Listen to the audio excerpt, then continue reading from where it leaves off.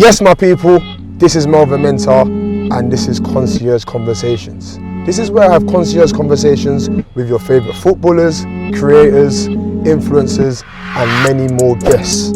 Make sure you hit the notification bell so you don't miss out on an episode. First things first, I want to say a massive thanks to our partners, J&J Chauffeurs, who provide exceptional services and very impressive quality. Make sure you check them out, they're highly recommended. So now we have our first guest. This is someone who's killing it in the content creation space. This is a person who models, he creates relatable football content from transfer news to celebrations. He's also a Rafael Leao lookalike. So I want to intro my first guest, Little JR. Hey, bro. Yes, my bro. How are you? You good? I'm great. Thank you. How are you? No, I'm good, bro. Good to see you, bro. I appreciate you coming on. Yeah, no worries. I appreciate the invite. First things first, before we go into anything, we've got 5 quickfire questions, yeah? All right. Say 9. 5 quickfire questions, yeah? Cool. My first question to you, because you're a man of celebrations, innit? What is your favourite celebration?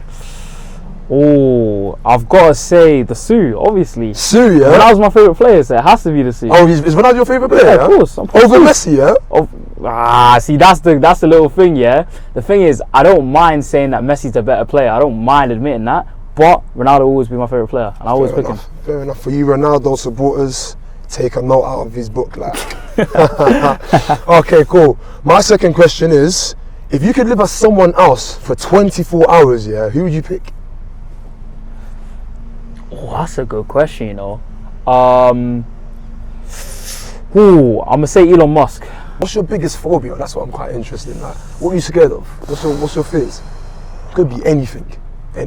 Low-key death. I don't know. Cool. The next question is, what's one thing you can't live without? I know you're like a gamer. You like your memes. You like your content and stuff. What's one thing you couldn't live without? My phone. Your phone, I'd be jobless. Fair enough, you're making money from that phone, innit? He's making the rondos, you know? Yeah. Okay, so I'll move on to my final question, yeah? And I know that your contact list is very, very long, like, you're doing your thing. But who's the most famous person you've met? So I've met a few rappers like Roddy Rich, Unknown T, AJ Tracy, Polo G, and then obviously like creators like KSI and, you know, like Danny Aaron's, Angry Ginger. Yeah. It's nice. Did you want to be a content creator as you was growing up? It was a passion I had on the side a little bit. Like, I always made like little videos from when I was like younger and stuff like that. Made a few, but I didn't really take it too seriously until lockdown. Okay. So basically I got into modelling when I was 16. Okay. So then I was doing that. So wait, before, just to cut you there, you was doing modelling when you were 16. Was you doing any videos before that or no? Oh, so you wasn't doing anything before that? No, that's quite interesting. So, yeah, I was doing that, and then I decided, obviously, like, lockdown happened and stuff. It happened in 2020. I didn't do anything with that. But in 2021, I decided, you know what, let's start like doing content. Let's see where it goes, all that stuff. So I started doing modelling content. So I was doing that, but then I realised like I could do it about things I'm actually passionate about, like football. Because like I wanted to be a football. Everyone wanted to be like a footballer when they grow up. So like 95% of people. Yeah, literally. So yeah, I've just decided to start doing it on that. Start doing it on anime, video games, and other things. Oh, so you're into anime and stuff? Yeah, of course, man. Interesting. Yeah, so that's kind of where it kind of stemmed from. Like, I guess my passion of football and stuff. Yeah. So where does the celebrations and the transfer news, like, obviously doing that content in your living room and stuff, like, where did that stem from? Like, what? That's very unique from what I've seen in it. Not many people do content like that, yeah? Where did that stem from? Like, where did that come from? Okay, so me and my brother sat down one day whilst we were thinking of like content ideas, and he saw this like run thing, right? Because the run is not originally my thing. I'll always admit that. Like, I'll never be like that's my thing. It wasn't.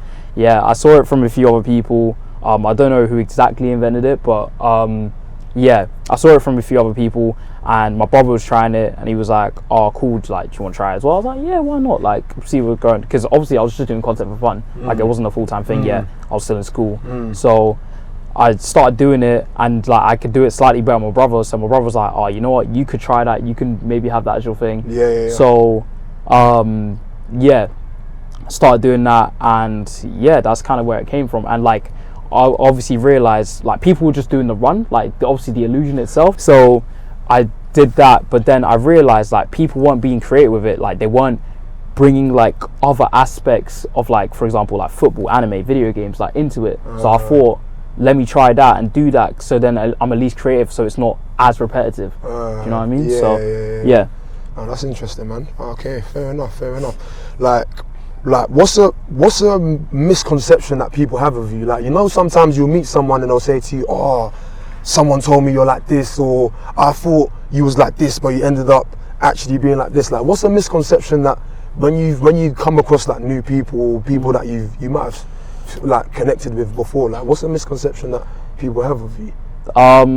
A funny one is that obviously my name's Lil JR, but I'm not little. I'm 6'3". So that's like a funny misconception, because they're like, oh, like, especially if they watch me from like YouTube, for example, like obviously I'm just sitting down, I'm chilling, so like you can't actually see how tall I am, and they're like, oh, your name's like Lil JR, but you're not little, man. Like, what are you talking about? It's quite a funny misconception. That's quite interesting. Yeah. Support? I support Arsenal. You support Arsenal, yeah. Arsenal. Like, if you had to pick one or the other, you take winning the league this season or winning the Champions League. Which one would you pick? Champions League. Why is that though? We haven't won the Champions League yet. Fair enough. That's like one of the main factors for like debates about how big of a club we are. So winning the Champions League would be massive. Would be massive, yeah. Fair. What's like been the biggest obstacle you faced so far in your career so far? Like, so like that could be something from someone's lined you up with a shoot and they flaked you, or someone's might have reached out to you about doing something and not come through with it. Like, what's been like an obstacle, something tangible for like the audience that someone could be going through, that you could give them some sort of like something you've experienced? Okay. So I don't know, there's just like, there's quite a few like obstacles with like, I guess, family, like time management when you're like, I guess, entrepreneuring and stuff is like such a big thing, because obviously like me as a young person, like my mom still worries about me and other things like that, and I just need to make sure you got time for them as much as you have time for your work. Especially like being young. So what we saying, balancing like your career with family, is that what you're saying? Is that like an obstacle, like trying to balance that time and stuff? Yeah, it can be at times.